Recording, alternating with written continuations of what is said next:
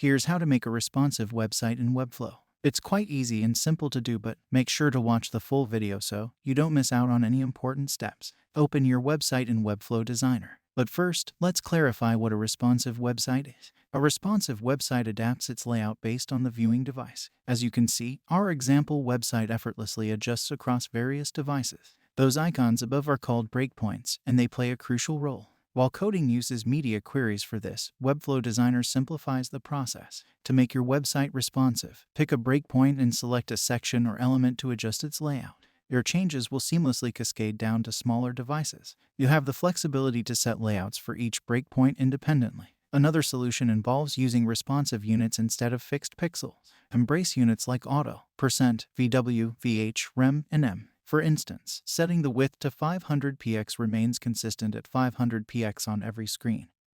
But it can lead to layout issues on smaller devices. Responsive units ensure elements adjust dynamically across devices. Containers play a pivotal role. They help you manage content collectively, whether on smaller or larger screens. With a container, the content remains centered, ensuring a polished presentation on bigger screens. Consider harnessing the power of Display Flex and Grid. These versatile tools provide a plethora of options in the Element Settings bar. Effortlessly manage content alignment, position, and more. Whether you want items displayed collectively, individually, or centered, these tools empower you to craft your desired look. With these techniques, you can fine-tune your website's appearance on various devices. You can ensure an optimal user experience across devices.